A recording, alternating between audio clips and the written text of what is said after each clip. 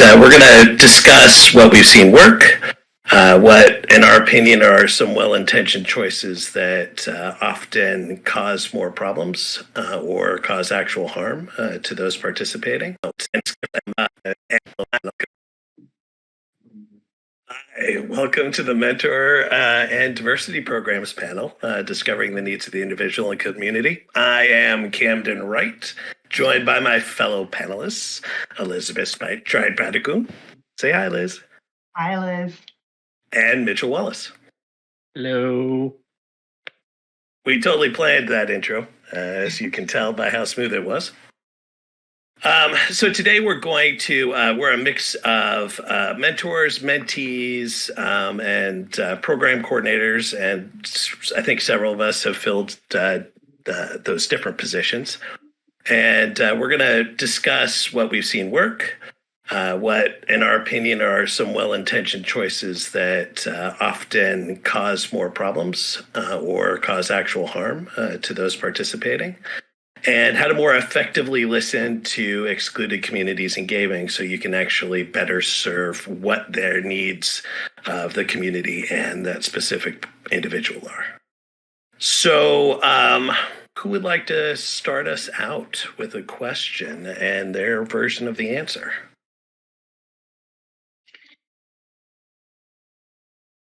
I can start. Okay, go ahead, Liz. Liz, start us out. Well, I think we can probably start out by talking a little bit about, who makes a good mentor and who makes a good mentee. You know what I mean? Like the people who can fulfill that position. I think that's kind of important to give context maybe to the rest of the conversation, who needs what and when.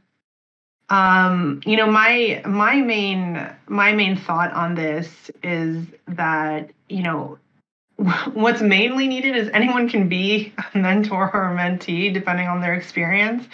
But what's needed is two people who are open and willing to communicate with one another. I mean, I think that's probably a red thread that we're going to see through this entire conversation is that we need, people need to be open and honest about their communication, what they need and what they want. Otherwise, the mentorship just won't work. That's my main thought about that. What about you guys? How about you, Mitchell? I mean, so I was on the other end, and this is really cool because Elizabeth was the Jedi Master in this case. And yeah, like communication was really good and staying on top of each other for expectations and stuff. As well as lovely leeways for life and stuff that's going on in the background. I know Liz and I are both, we have crazy lives with little people running around, bossing us around all the time. And so it was really cool to kind of have that experience and the patience as well as the all the awesome stuff that I still look back to even always now. The how to write for a book and the table of contents and everything and like the words per, it's just like it worked out perfectly. So yeah, communication's key. Communication. Did you have something in mind when you started? Like when you were looking for a mentor, you know what I mean? Like to the question, like, did you have like a list in your mind of things you wanted out of somebody, or was it just like somebody help, please? I think it was. I think all in all, it was someone who could light a fire in my butt, under my butt. There you go.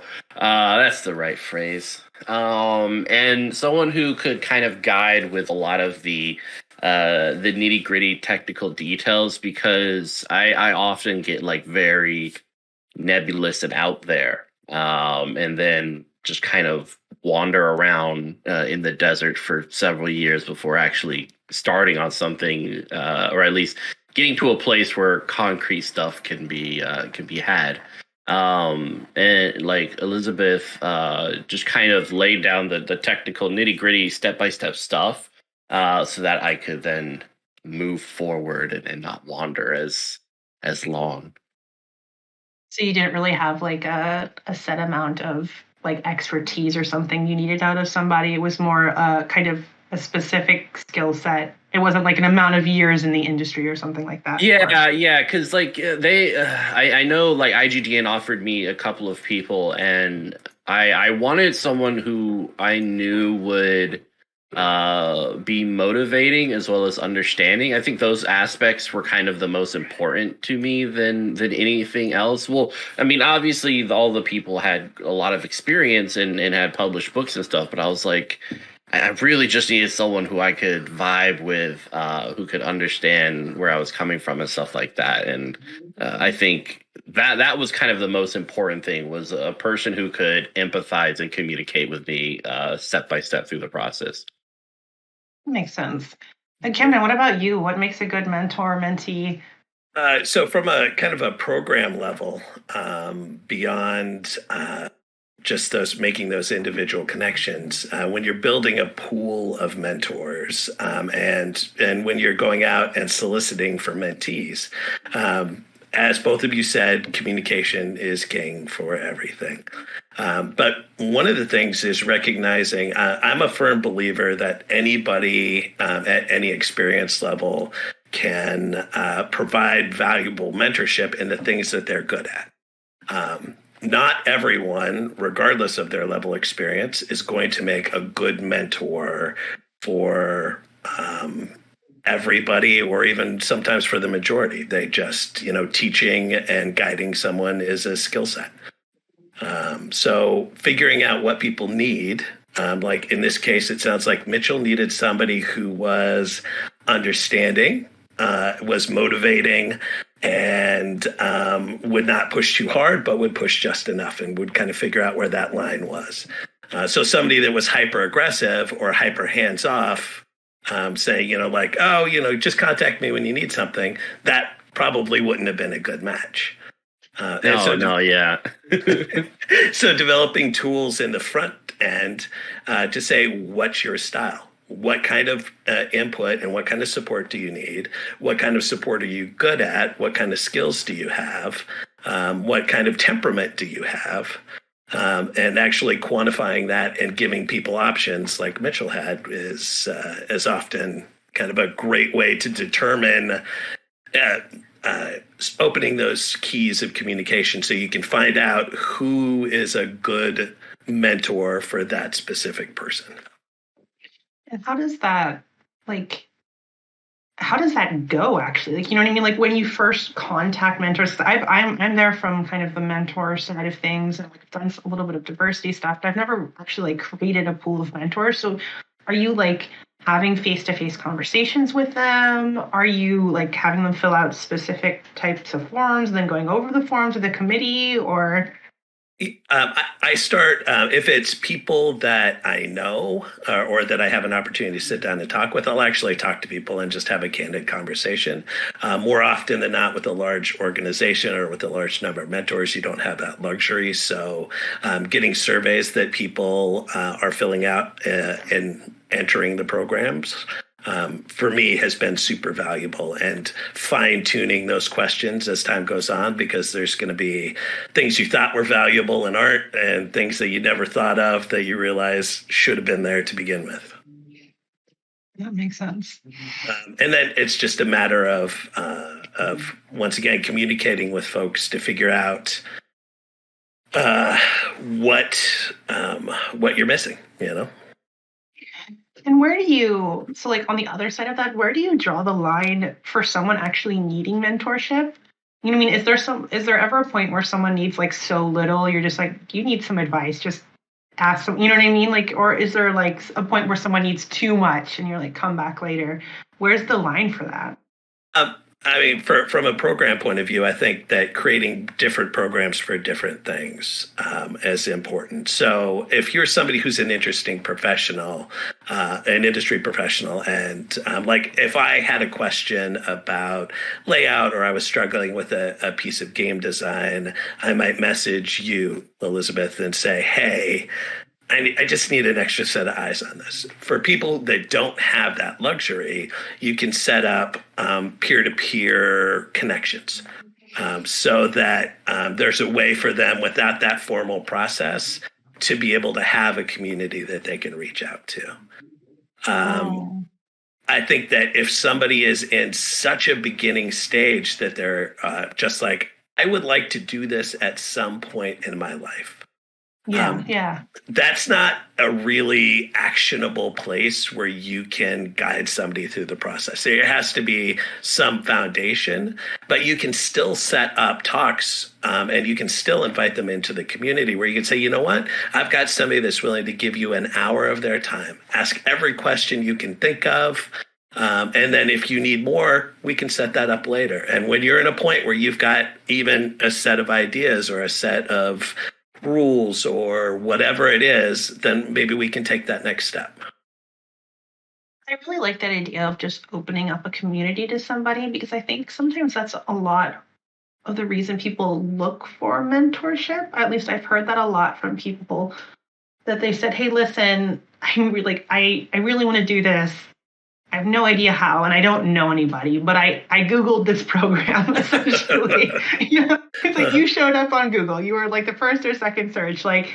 And it's always hard to tell that person, like, no, I can't set you up with a mentorship. But the idea of just like, introducing them to the community and kind of building a system around that is, it's really nice.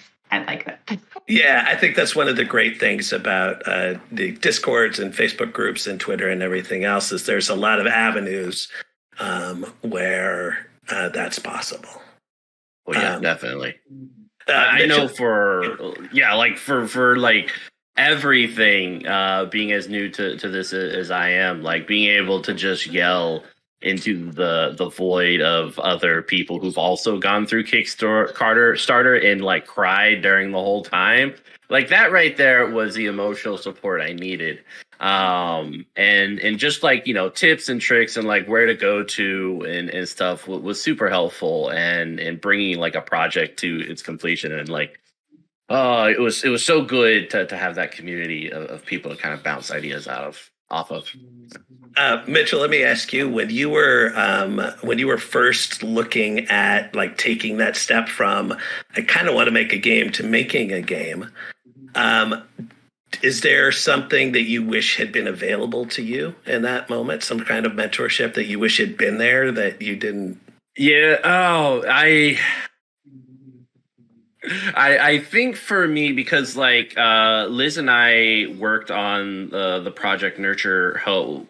She mentored me during that whole thing, which is going to come out on Kickstarter Q1 of next year. And really like the organization, the little stuff that she provided and the groundwork totally made it perfect. But like bringing those tools into the other Kickstarters that I've been doing has been amazing. And if there was like one thing that I wish I had like back when before I knew Elizabeth was probably someone to mentally and spiritually prepare me for Kickstarter.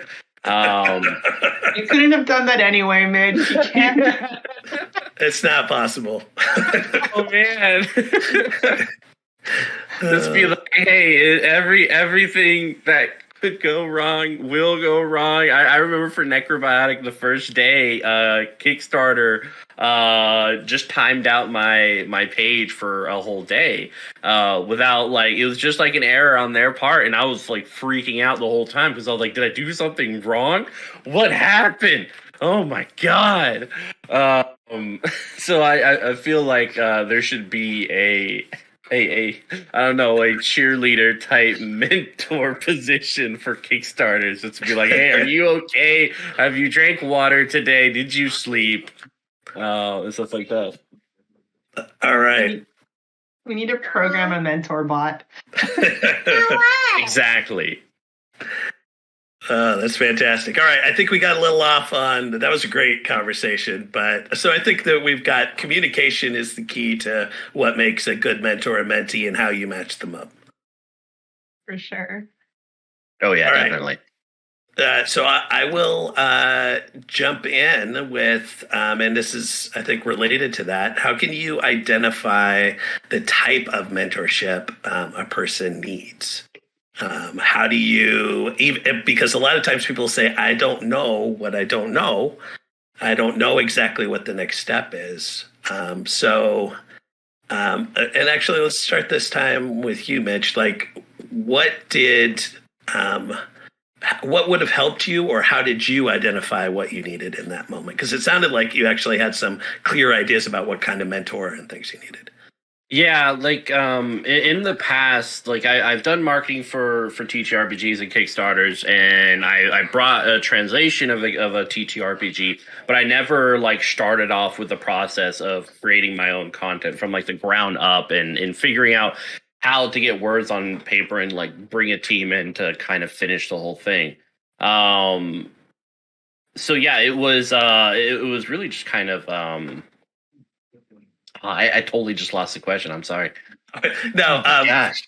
identifying the type of mentorship that you. Oh yeah. So yeah, it was just like I needed the technical aspect of it more so than like marketing or like art direction or anything like that. It was the technical aspects of organization that it's necessary to get the project going and to be the guide for the project for the next couple months. Awesome. So, Liz, what, from the mentor point of view, have you fine-tuned and honed in your mentorship by figuring out what they actually needed? For me, it was having a lot of conversations. So Mitch and I had like a pretty long introduction conversation where we just kind of talked about everything because I got Mitch's profile and I kind of read everything, which was sent to me. But on paper, everything's very abstract. And I don't think in terms of like the liminal things people need, they're not really going to immediately say, or at least like you have to be hyper self-aware to say it. At least like I wouldn't be able to either, right? Like if you just are like, I need someone to organize me. I actually have everything. I just don't know how to put it in this magical line to a Kickstarter, right? And that's something that I think with experience in your chosen field, whatever you're doing, right? If you're doing layout, design, writing, you're able to hear kind of what a person's saying and identify what they actually need. So I had that moment with Mitch where I was listening to him and I'd done so much project managing before. I'm like, you kind of have a good idea of what you want to do. And you just kind of need someone to push you in the right avenues. And that happened by having like a couple conversations, right? And I think we didn't actually identify, I personally didn't identify really what I really needed to do until like my second meeting. Because like, the first meeting, it's very general. You're kind of like, okay, needs a bit of organization, but you also want some help on game design. So then by the second meeting, I could really hone in once he brought a few extra things to the table, so I kind of sent him some assignments. Sounds silly, but like, hey, can you bring this to the next meeting? And then by looking at what he sent in, I was able then to like figure that out. Yeah, those were super helpful too. Those like homework, like organizing the information. I didn't realize how much I needed to organize some bits of information until I organized it and been like, okay, that makes way much more sense in a broader sense of what I'm trying to do here. Now that it is organized and written in like a concise way, instead of just vague color concepts in my mind. That's awesome. What about you, Camden? What do you think? Interestingly, I think that when you are looking at kind of a program level, I'll do this two parts. I'll do that me as a mentee and me as a program director. One of the things I find super valuable when you're developing a program is actually being on social media, touching back to what Mitch said earlier. What are people yelling into the void about? What are people like, I cannot figure out how to get through the last 10% of finishing this project, or Kickstarter is causing me hypertension and I just need somebody to tell me to drink water and tell me it's okay every day, or I don't understand, whatever the skill set is, and I track those things. And you're not, certainly it's not representative of everybody's needs, but you get an idea of kind of what the most common issues that people are struggling with out there. And then that feeds into the polls and questionnaires and community engagement that you do to turn that general sound into quantifiable data. Can I ask you a follow-up question? 100%. Based on what you like, because like this is dovetailing into also talking about like diversity programs, and our question was like, how do you identify the type of mentorship a person needs? And you mentioned like going on social media and seeing people say things. I mean, if you identify someone who you think could use a mentorship, how do you go about like approaching those people and bringing them into the programs? Because there's, mentorship is voluntary, right? So like, how do you make those connections? How do you? I'm pretty. Part of my job, I think, is to be obnoxious and to make friends with people in a way that is very counter to who I am as a human being. But it's to be out there and like, hey, I love your work. Like, what can I have this program. I thought of you. If you have any interest in it, please send in an application. Or, hey, like, you really should nominate yourself for this because I think you'd be a great match.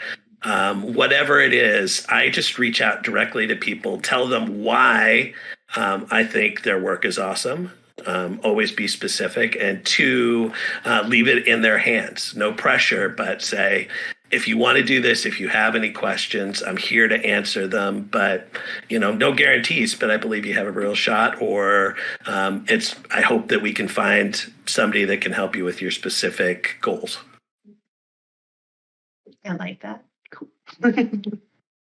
From when I was first starting out and asking for help from folks when I was in the mentee position, I didn't know. I thought there was a list of kind of a mental list of things I thought I needed, which in fact was not what I needed. I had most of those things squared away because I knew they existed.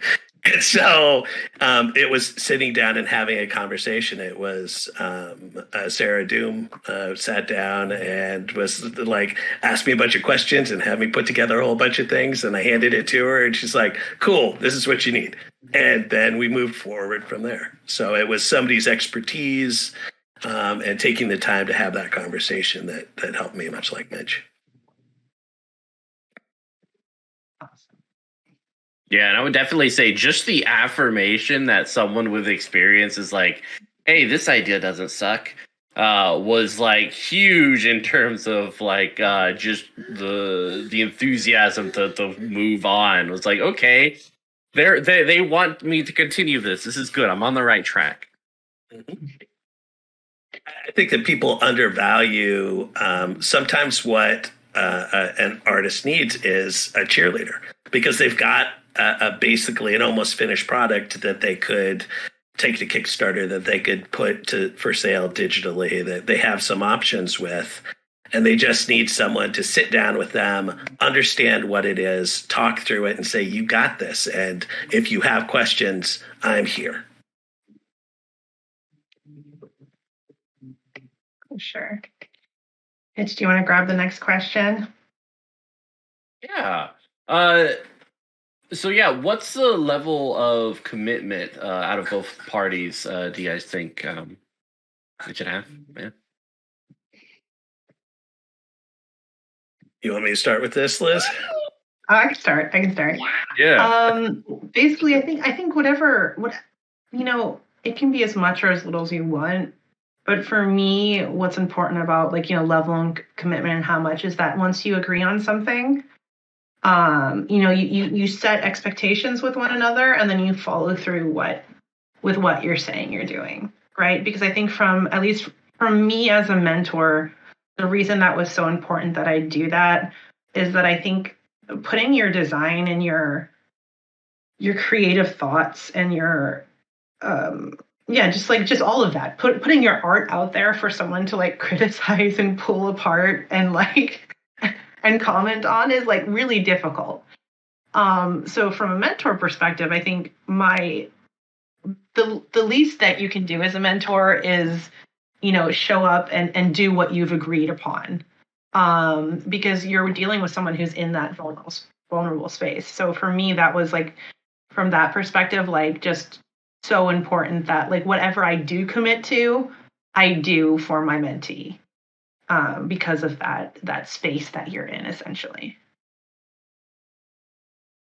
Yeah, to build on that, I think programs need to have an absolute minimum level of commitment that is like clearly stated and everybody agrees to. So whether that's, once a month or whether that is, every other week. I mean, different programs have different needs, but set those minimum expectations. Like if you are going to be a part of this program, this is what we feel is the kind of bottom tier of where you're likely to get useful feedback. A mentorship program where you only talk twice a year probably doesn't need to be an official mentorship program. I mean, it's just something that you like, hey, can I, give you a call every 6 months?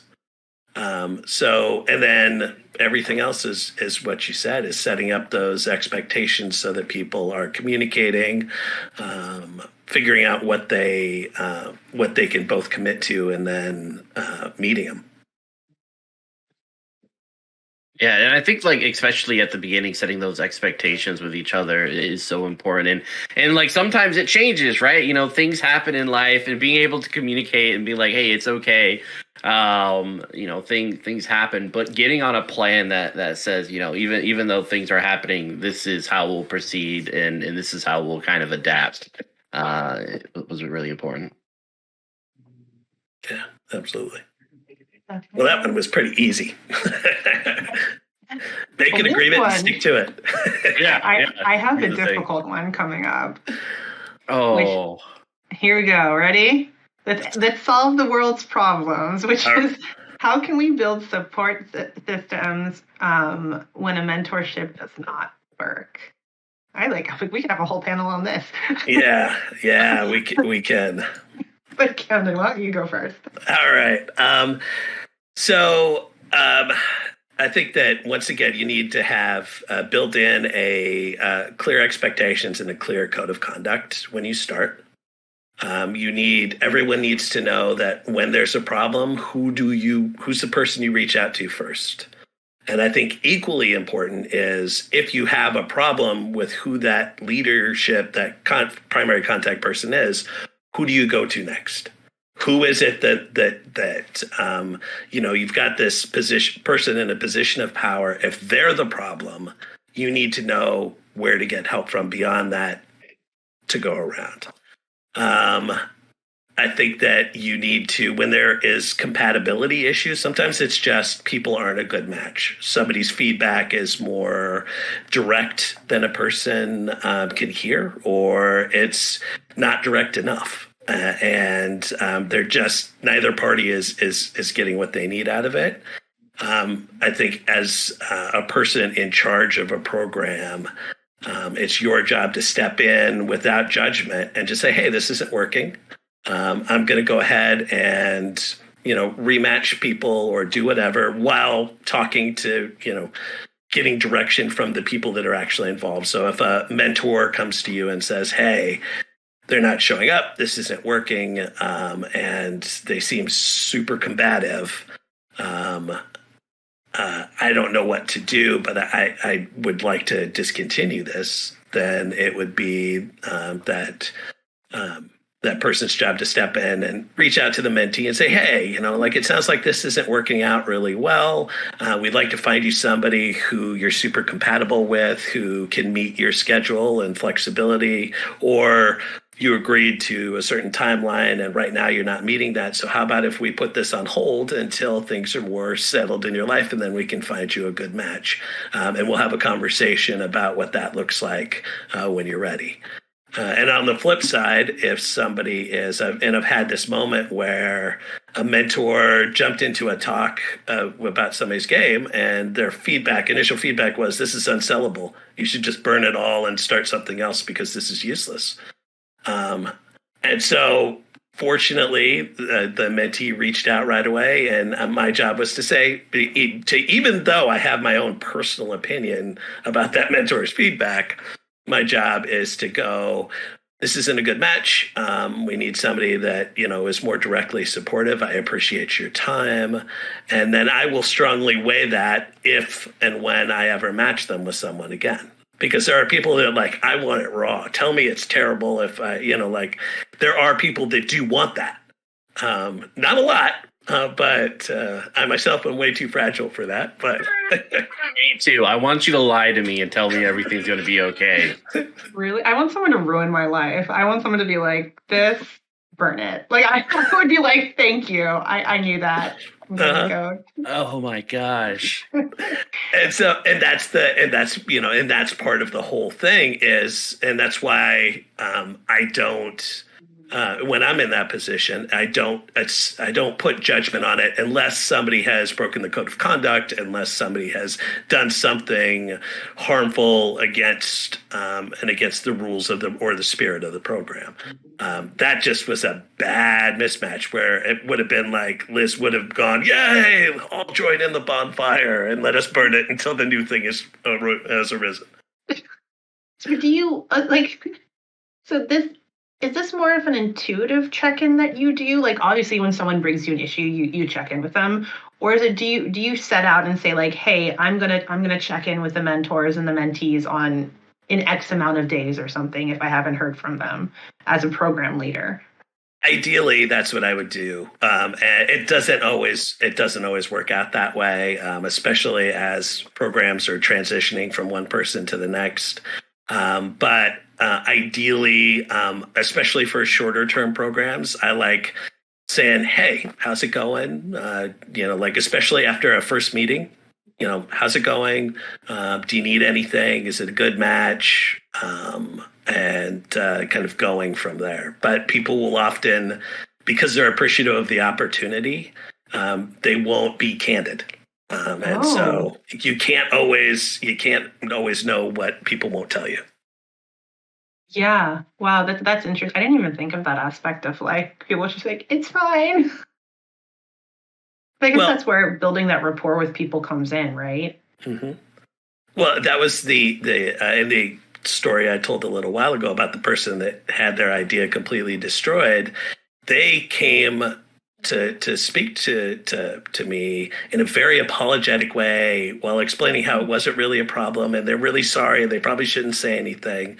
And it was I'm grateful that they did because that's an easy problem for me to solve. Yeah.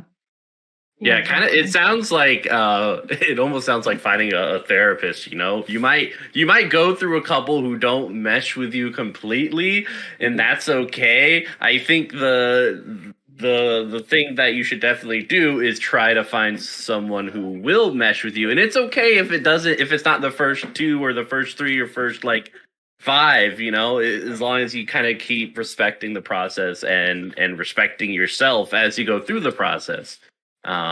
Just go with it.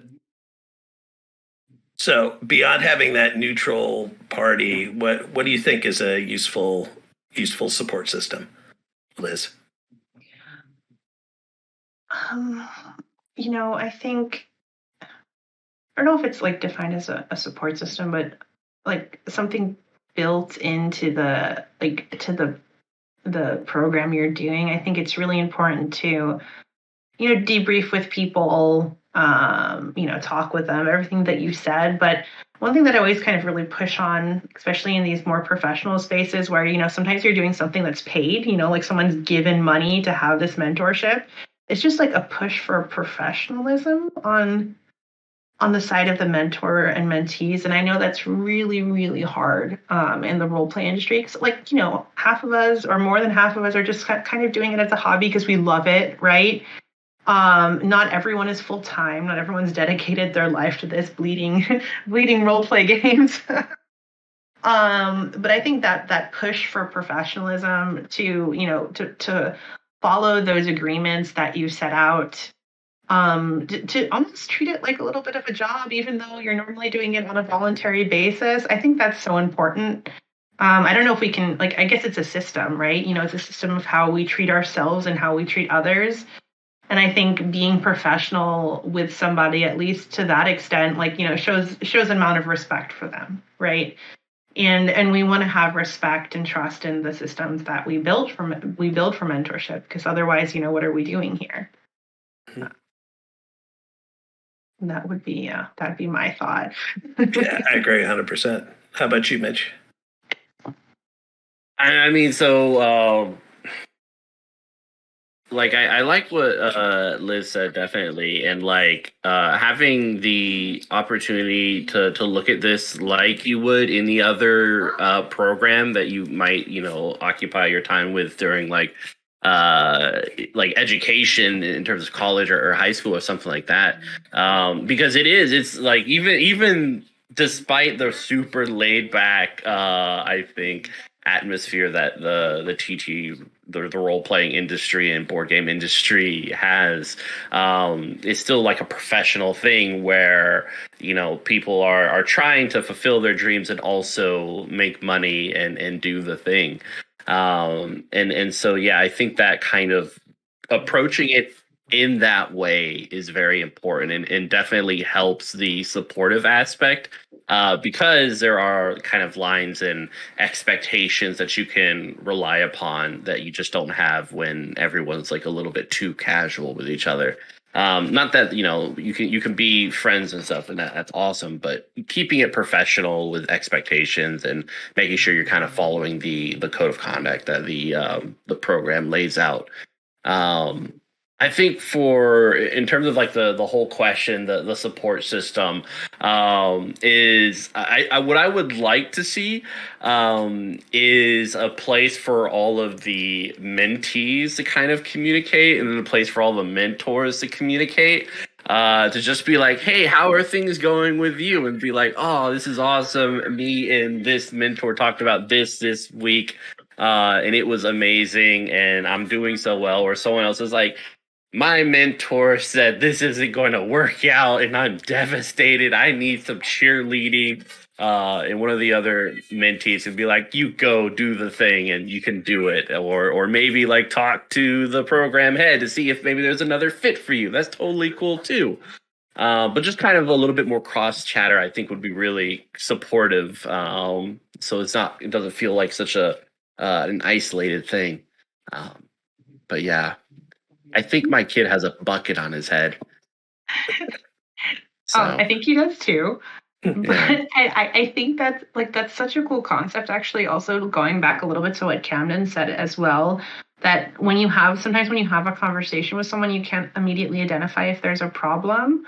But if you had kind of this mentor to mentor and mentee to mentee kind of community, sometimes it's easier to identify those problems with your peers, right? You know what I mean? So like if you were in that community, Mitch, you could be like, hey, something Liz said kind of stuck with me. Like, what do you all think?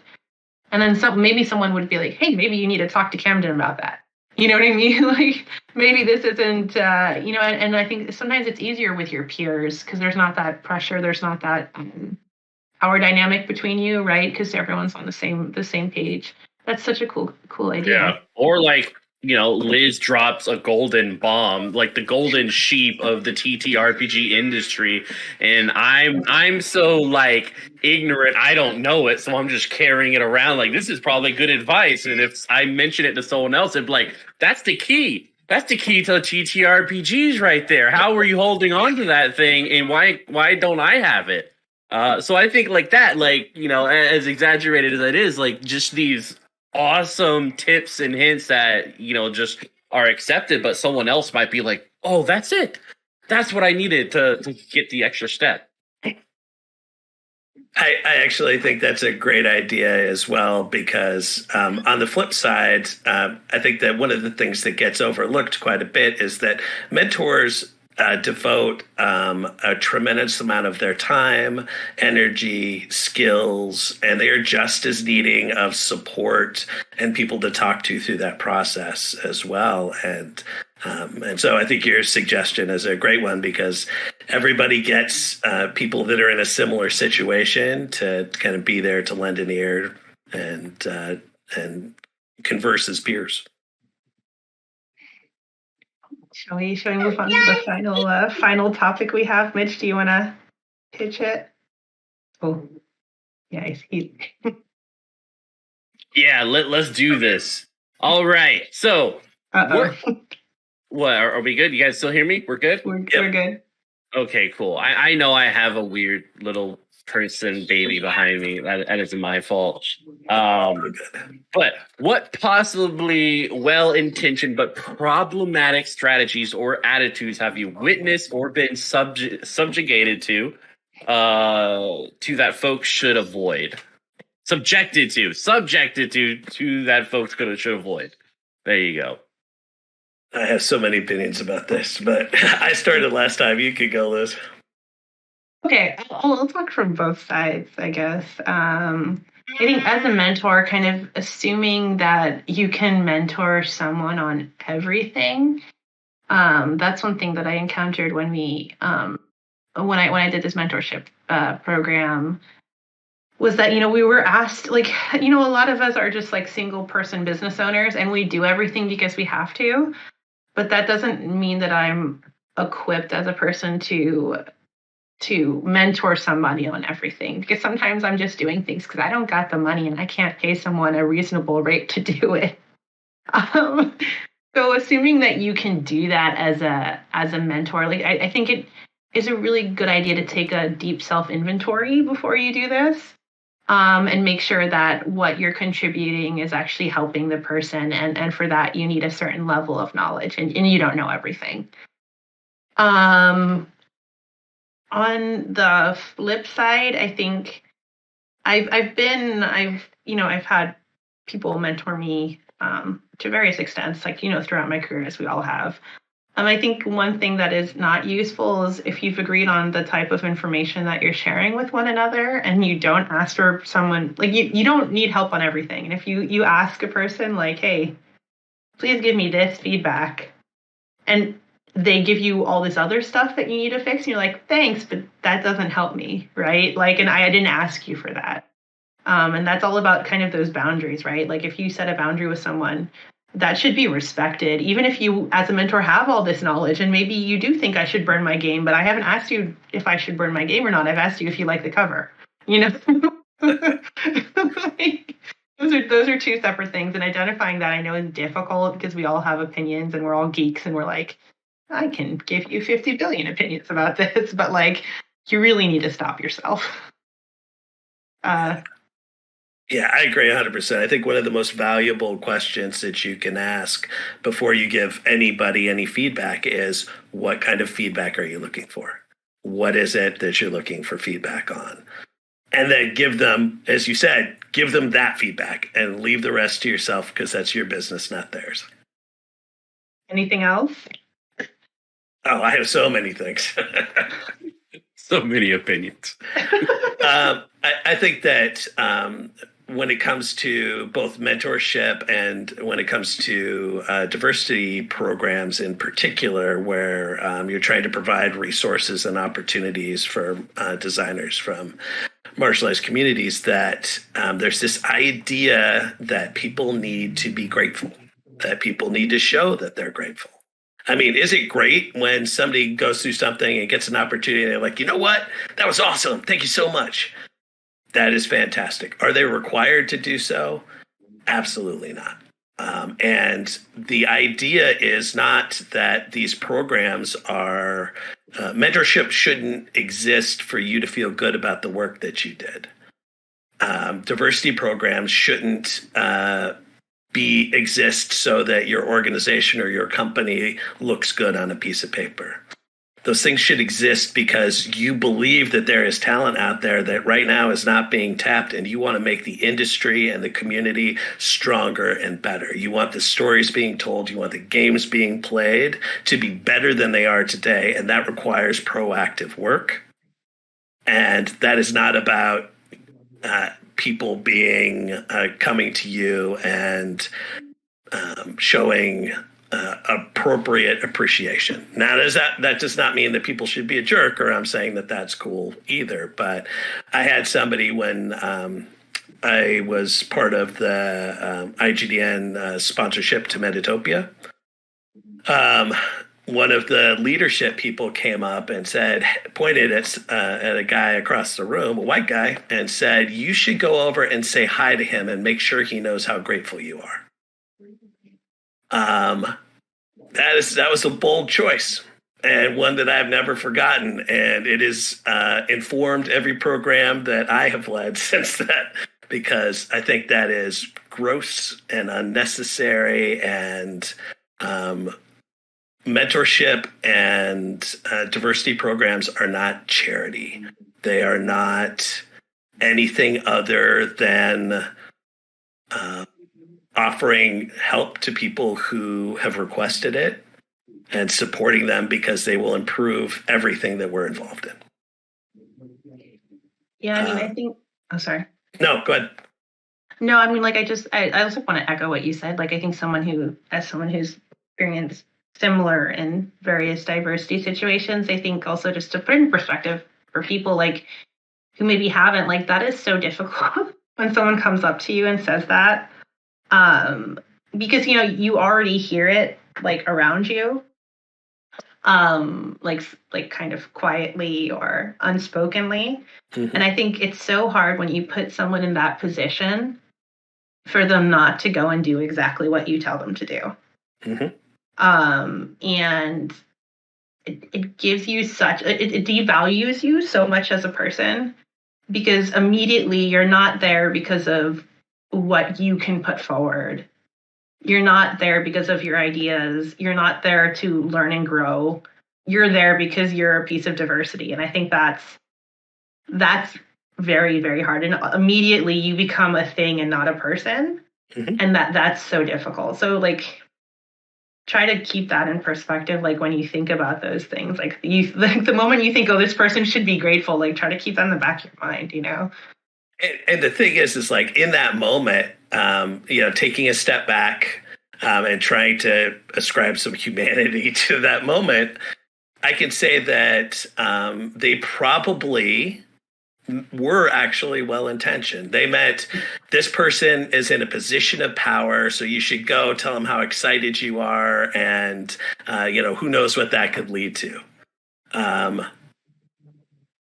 I still have a problem with every part of it, and I even have a problem with that idea, because in all honesty, as a program lead, I feel like it's my job to go and track them down and tell them how excited and grateful I am that they trusted us enough to participate in this program and to bring their voice and their art to us and give us an opportunity to highlight it. But that notwithstanding, I don't think that person meant to be demeaning or dehumanizing in that moment. They were, but I think they did mean well. And so stop it. I mean, that's also why it's good now that there's people like you who have these positions as program leads as well, to like kind of oversee that as well. Like, and you've been on both sides of things, so you can be like, hey, I know you meant well, but this is how you made someone feel. And then I think, like you said, like, most people would be like, oh, wow, I didn't mean that at all. Like, you know what I mean? And then to have those, I mean, it's a really difficult conversation to have, right? So it's great that there's someone in that position.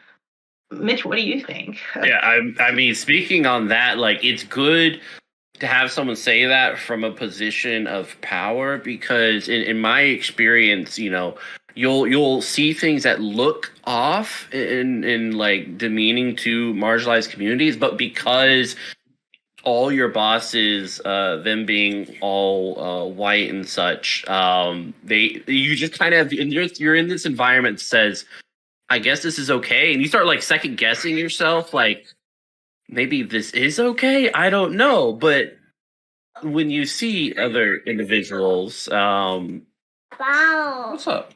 Wow. I have to go for 1 minute. I'm sorry. 1 minute. No worries. I'll take over for a second. Yeah. So yeah, I mean, like, to build on what Mitch is saying, I think there are definitely those moments where you look at something and it feels off, and it probably is, and without a voice to kind of counterbalance that well-meaning but problematic narrative that this is, or assumptions that it's built on, things can spiral, and it puts a lot of labor on the people that are not in the positions of power, that are that are in the mentee positions, that are in the sponsorship or scholarship positions, and that's, you don't want that. No, I mean, I've also seen it that people they've gone through one of these experiences and then they've just left and not returned to the industry. Yep. And for me, that is just so sad.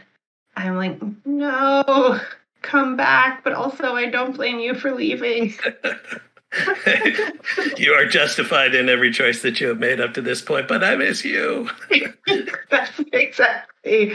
And that's really hard if we don't have those systems in place to, I don't know, support them or catch things early. And that's difficult though. I mean, I don't have the answer to that. Like, how do we catch things early enough? Because I mean, well, and I think that it's one of those times where it sucks, but putting marginalized people in positions of power to do those things, which means you're making them do all the labor to teach all of the people around them.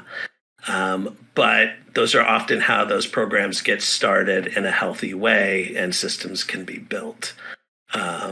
Something I've seen a lot recently is people with programs that they're doing outreach and things for, just little microaggressive things where they're like, hey, you're biracial. I really like Barack Obama. Did you read his book? And, I understand where you're going, but if there's not somebody to tell you, and I know somebody recently that pieced out of a program because they wouldn't stop naming every Black hip hop person that they could come up with.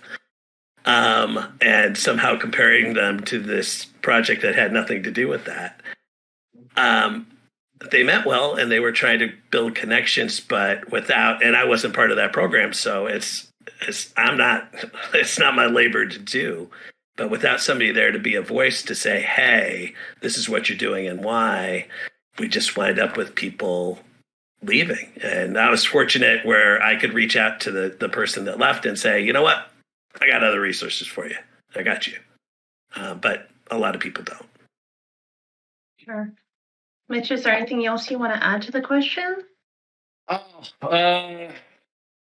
The well-intentioned. I think the thing that comes up the most, and it kind of touched on what you guys said earlier about kind of like giving advice and like the type of advice that someone needs or wants, and especially when someone approaches you and it's like, hey, I want help on this, trying to gauge like what sort of help and how much help exactly and what sort of feedback are you looking for. Just like Ken said, like, what information do you want? Do you want me to critique, or do you just want me to cheerlead and stuff like that? And so being honest about expectations, I think going back to that first question, communication, because, you have people who have the best of intentions who are like, this is what you need to have happened or what you needed to do in order for this thing to be successful. But then the person receiving that, gets down, or they weren't looking for that. And so there's kind of they left that conversation feeling worse than they did coming in, which is obviously not the goal. And so, yeah, communication. Yeah. I think that's been an overriding theme through every topic that we've discussed, is the need for communication. Mm-hmm.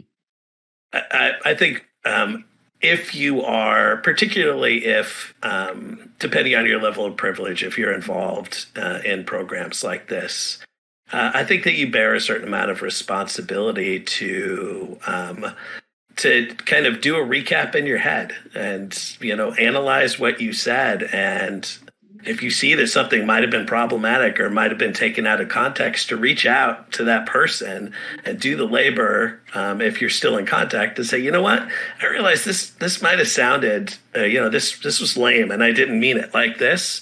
I apologize. If you're willing to hear me and accept it, I like to talk about it and make a commitment to avoid that in the future, because this is on me. You didn't deserve that. That was my mistake.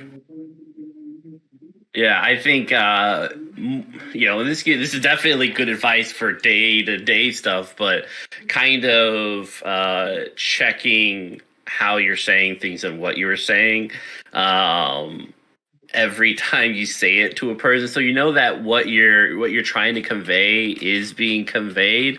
Communication on a day-to-day is just kind of washed over, and because of that, like, a lot of things are misinterpreted or you misspoke and stuff like that. And especially in a program like this, kind of looking back and trying to better the way you communicate to your mentee or to your mentor in a way that benefits you both, I think definitely deserves some time outside of the meeting to examine. Definitely. Well, I think we actually made it through our list of questions. Awesome. Perfectly on time. So, Liz, is there anything that you wanted to wrap up this talk you wanted to share with people that either hasn't been covered or you want to hit on again? No, I think, don't be afraid to have the hard conversations. And don't be afraid to examine your actions. I think that's at least that's what I've tried to go through my whole mentor-ishness with Mitch about. So yeah, I think that's it. How about you, Mitch? I would say for any mentee or someone who's new or experienced, no matter what your breadth of what you've done in the industry so far, I think there is value in the program, and trying it out and settling on maybe just one or two sessions and being like, oh, this isn't for me. That's totally okay as well. I think even that first two sessions will help you. And then even if you're like, I probably am not at a stage where I can do this, maybe that first session or that second session gets you on that stage and gives you the confidence to start going down on that journey. Because, this is so good for people to go down this journey, because we want marginalized communities to create more things in the TTRPG space, so that when we go to a convention, there's a diverse group of people at every booth selling these amazing things that we know that those ideas are out there. The program just helps it get that idea to the finish line. So definitely, no matter where you are in that kind of process, just hop into the program and see if it's right for you, because you might find out that this is the kick in the butt that you need in order to start and possibly even finish. From my point, I'd wrap it up. To touch back on, to echo what Liz said, don't be afraid, if you're leading a program, to have the hard conversations with people. And always be iterating, because whatever your first idea is, whatever your first structure isn't going to be as good as your second or your third. And the needs of the communities and the people that you're servicing are going to be constantly changing as well. So change with them, listen, get feedback, accept it openly. Awesome. So why don't we do, since we were bad panelists and didn't fully introduce ourselves, why don't we do a little shout out to who you are, what you do, and where folks can find you? We'll start with Mitch. I'm Mitch. You can find me at Mitch S. Bustillos on Twitter. I am a Hispanic game designer in the indie TTRPG community, doing marketing for games such as Cult and Troubleshooters and Black Void games. I also had a Kickstarter that was Necrobiotic. Chew is going on right now that I'm writing for, and then Nurture Hope, which was the project I was mentored by Elizabeth, my Jedi Master, my Obi-Wan. I'm trying to think. I'm sure there's a Dune reference that I could fit in there, but I cannot pronounce those people. all those amazing things. Elizabeth helped me, and we are we're hoping to launch that in Q1. We are on our way, so that all is thanks to Elizabeth. But yeah, you can find me, Mitch S. Bustillos, Twitter. Elizabeth? Here's the mind killer, Mitch. There. No, right? Oh, that was what I should have said. Oh, man. I want to be relevant. Still mentoring you. Yeah. Always. Hi, everybody, or bye, everybody. My name's Liz. You can find me on Facebook and on Twitter at Angry Hamster RPG. I am the owner of Angry Hamster Publishing, which is an indie tabletop role-playing game. Our most recent game is Afterlife Wandering Souls, which actually won an Indie Groundbreaker Award in 2020, I'm not sure, for best setting, which I'm super proud of. I am also the project manager for the Avatar Legends role-play game, and I make books and freelance and do a lot of stuff. And I am Camdon Wright. I'm the owner of Unicorn Motorcycle Games. We just successfully kickstarted The Price of Coal, a game about the Virginia Coal Wars, and which will be available for pre-order on BackerKit very soon. I am also the program coordinator for the Diana Jones Emerging Designer Program, and you can find me on Twitter at Camdon or on Facebook at CamdonW. All right, thanks everybody. Thanks. Bye.